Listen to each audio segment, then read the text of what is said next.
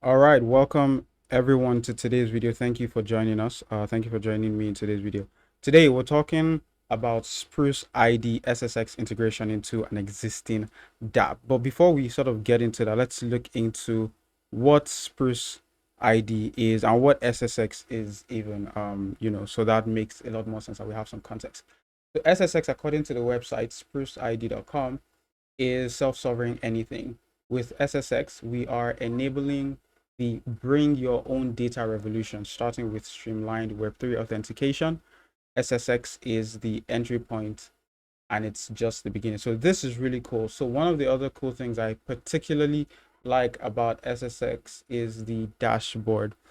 So when you fully integrate this into your product, into your existing web app, Web 2 or Web 3 alike, you're able to have like real-time monitoring. So I integrated this and I ran a couple tests.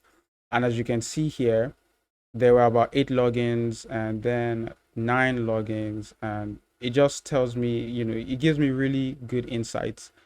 And the further down you go, you can see the amount of users, no data found because I don't think I'm logging them here yet. And you can see smart contracts, the most interactions by your users. And I do think this page is going to get a lot more developed as time progresses. So this is really, really cool. You can also like learn more about SSX and the documentation is really insightful over at docs.ssx.id. And just go over that. If you have any questions, I'm sure you can reach out to them on the Discord. But generally, we are today's video is essentially a walkthrough of SSX. So this is the signing with Ethereum. This is technically SSX and it is somewhat built on top of signing with Ethereum. So essentially what we're doing is we're converting this. So basically this is a simple logging application and we are integrating signing with Ethereum into it so that all of the privileges this user or the users get is available to people who choose to sign in with Ethereum. So here is a quick example. So right now we have this going on, right? And just to show you, this is our backend server. I reload this page, it tells me unauthorized simply because the user here isn't logged in. So I'm going to log in right now and I'm logged in. And when I reload this page, it tells me authorized. So as you can see here, success is true and the user has been authenticated. So this is what we have going on, except it is just on a single user login, email and password login, right? So what we intend to do is to introduce sign in with Ethereum into the mix. So there is some, you could say Web3 ness. Well, not just Web3, there is a decent amount of privacy embedded into this architecture thanks to SSX and signing in with Ethereum. So here is a quick demo of what we will have by the end of this video. So again, this is the backend to this particular tool. So when we reload, we're currently unauthorized. The cool thing is either one of these logins will give the same result, but this will give a lot more detail depending because of how it's been programmed. So if I were to again just sign in real quick, here it tells me welcome, and if I were to reload this my backend server, boom, authorize, and it tells me this. So this is a page that is restricted and limited to only logged in users, right? So I will sign out and just come back here while that is happening and reload, and I should be unauthorized. Boom, unauthorized. Cool. So then I come back here and I want to sign in with my Ethereum wallet. So I come in here.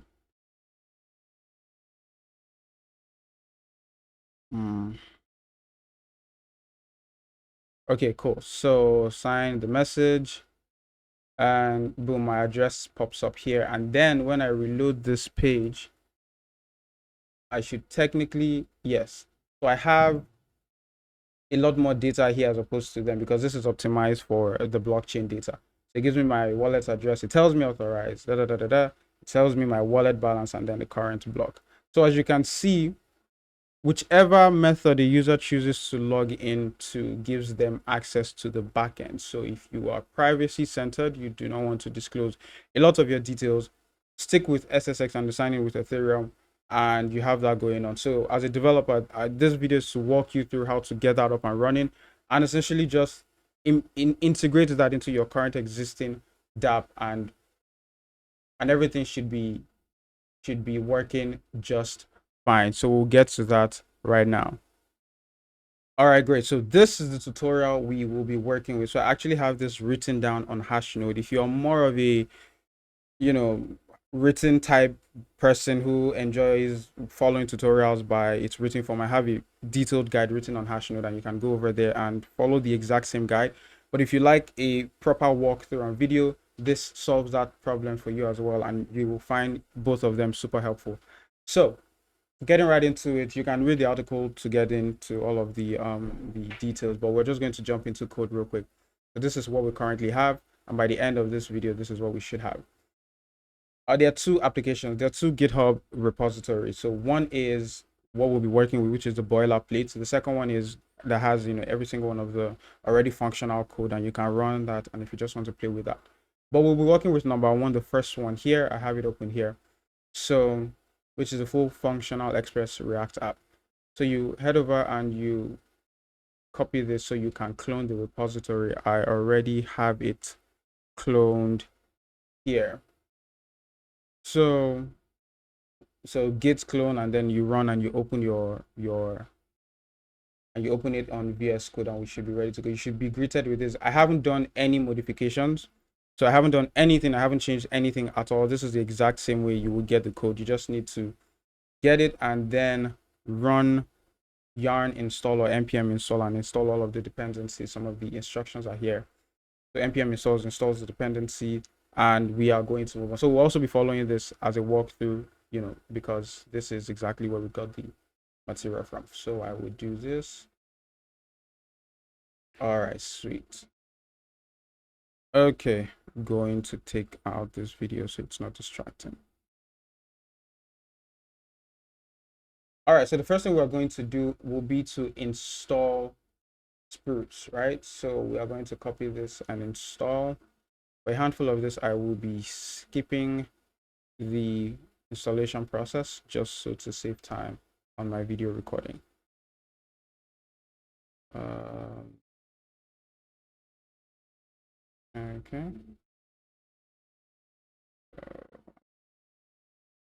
All right.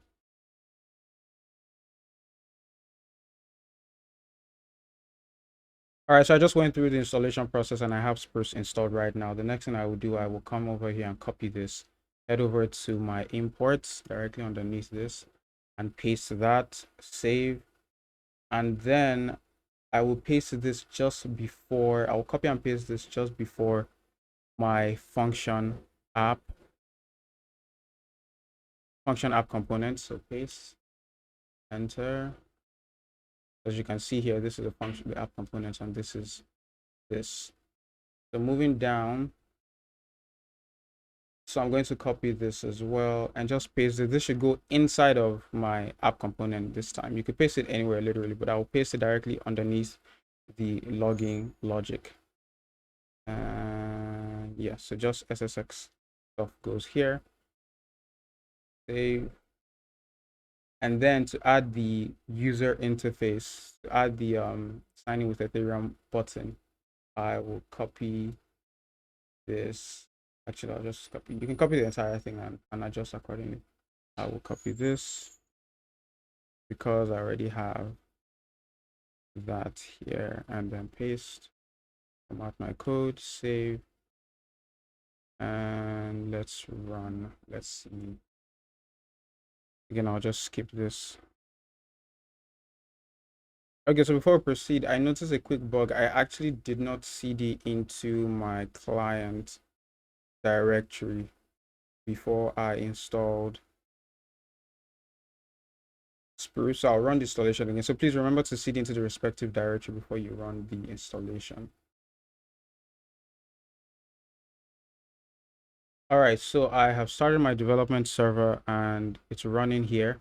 And now we have this embedded just to show you that this is actually what we are working with. Sign in with, so we can change this to connect with your ETH account, or sign in with the email and password, and then we save,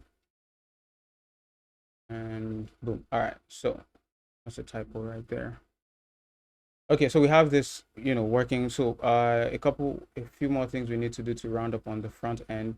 We need to create a .env file and paste this inside. So this will be on our client side. It's actually here. We just need to all right, just rename it. Actually, I typically copy and paste, and then we rename to .env.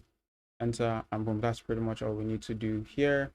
And one last thing to help with nonce and proxy issue and cross errors will be to head over to our package.json and add this to your package.json. It really helps to mitigate the issue and errors you might have with networking when you are trying to connect to the server.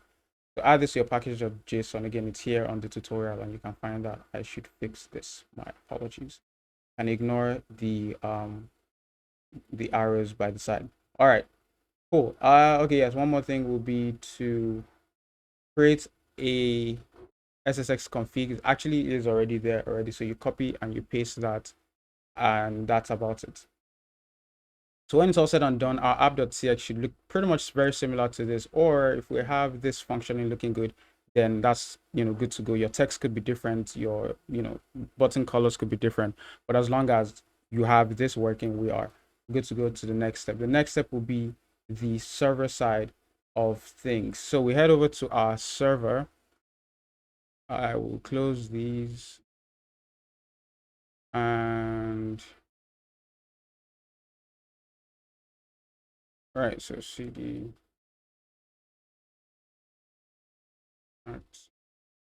server. All right, so now we're in our server directory. The next thing we want to do is we want to run this installation, npm install spruce. Again, I will skip this. All right, so our installation is done. The next thing we want to do is we copy and paste these just directly here. It really doesn't matter, but I'll just keep this, and then we get rid of this because of the errors. So that has been pasted. We calm down, so we are following our tutorial, and then we paste this underneath. Paste SSX instantiation below. So we paste this here. So this is the instantiation code. This is how we essentially instantiate SSX on our server side. So once we have this pasted, the next thing to do will be to search for this comment. So this comment sort of helps us to find where we are going to paste this next. Control F, paste. I think it's somewhere. Yeah, SSX begins. Oh, right, there's a space. Okay, cool. Okay, so we just paste this below. Again, I'll fix that by the time this goes live. And we copy all of this. So I will show you why and how this works, and why this works, and why this is really, really cool. So we paste this below. All right. So for the sake of the example I was showing earlier, there were some things I added that I'll just make adjustments on. All right, cool. So we have this going on. And what will be the next step? Okay, we created .env file as well. And we have that. Yeah, so this has like my credentials. I can just, I'll be sure to destroy this, once it goes live. So it really is useless. But, once you need to get your Infura API key and your SSX API token. We can go to there's a blog written by Coding with Money on the developer DAO hash node that completely tells you and shows you how to do that. I recommend you actually go through that article. It walks you through how to generate your SSX API token and your Infura API key. This will help you with speaking to the server and speaking to the blockchain and getting data from the blockchain, right? So back to our tutorial. So we have this, and then by the time we're done, your entire server should, just look like this, or very, very similar. Very, very similar. Now, let's clean this up and let me walk you guys through something that I think is really, really cool. Okay, so So this piece of code right here is what makes this possible and really cool. Essentially, it tells our program that if either one of these is authenticated, so this SSX verified is our SSX authentication session, right? So once we have been signed in with Ethereum here, if this is not verified, it gives us the unauthorized message, which is what we are seeing. Okay, because we're authorized now. So if we were to reload this, all things considered, it should give us an error. Oh, okay, our server isn't started. So let's just start our server. npm run dev. So essentially, this is saying if this isn't verified, the user cannot go further. They are unauthorized, right? And we get that error. Same thing with our React app. Because we're working with JWT cookies and sessions, if this hasn't been verified as well, if you're unable to get your actual verified data, you don't give the user permission to move forward. And then we get authorized. However, though, once the user has been authenticated and the session has been approved, then you load this. So let me show you guys what that looks like real quick. All right, boom. So we have our server running right now. As you can see, false, unauthorized, because right now there is no authentication here. So let us try that real quick. And all things considered, we're signing in with Ethereum right now. And MetaMask. Okay, so you sign the message and it shows this. And by the time I reload this page, and it is unauthorized. Well, okay, so let's see. What are we doing wrong? Okay, well, for one, okay. Our port here is different. So let's fix that. So this is good. So depending on what your port is here, because we're technically getting a cross origin error. Pretty sure that's why that didn't work out. I'll sign out. And our server has reloaded. Reload this page. Our server is reloading. And we're getting this error again. All right, so we're back. Things are functional. I had a few technical difficulties. I love writing software. Really interesting things just happened. Things that were working perfectly before. Anyway, so now we have our front end looking good, and we have our back end saying unauthorized, which means it's telling us that nothing has been authenticated and the user cannot go forward into this. So these are different levels of authentication, and as you build your application, different levels of complexity, you adjust accordingly. But essentially, if we cannot verify that these things are true, are valid, the user does not move further to this side of the experience.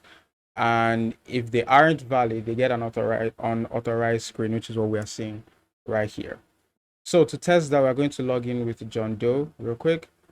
We're logged in, and if we reload this, all things considered, we should have access. Boom. So we can verify that our JWT security cookie is active. And as opposed to showing us an unauthorized message, we get authorized and we get this. We do not get the user ID because this is strictly data from the blockchain and this is relative to the wallet address. So this is the Web3 side of things.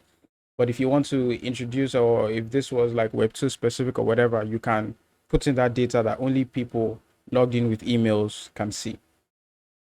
And so when we do sign out and we reload the page, now we are unauthorized, so we can't see anything else. Now we're going to sign in with Ethereum.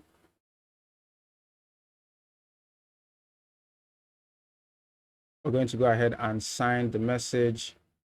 Boom, gives us our wallet address looking good. Now we reload our backend server and we're good. We're in. So authorized, success, true, wallet address, and our balance. If there were some tokens here, we would have seen that. So this is essentially how you add signing with Ethereum and you restrict authorization into an app that already has authorization. You basically give Web2 users, you could say, the experience, Web3 users, the experience that Web2 users already enjoy. And that way you make your app and your product a lot more compatible with the future we are going into. And then users also have the choice to keep their data private if they want to. So all of this is in the article. If you want to read, if you want to get a lot more understanding, if you think you need a bit more to go over the code, you can do that on here. I'll put the link in the description below. And that's really, there are also links to things that will help you. The developer DAO article is here. Spruce's documentation is here. My Twitter and YouTube is here as well. And if you need anything, I'm sure you can find them, and you can follow me on Twitter, and I will be more than happy to help you. So thank you so much for watching this video. I hope it's been helpful.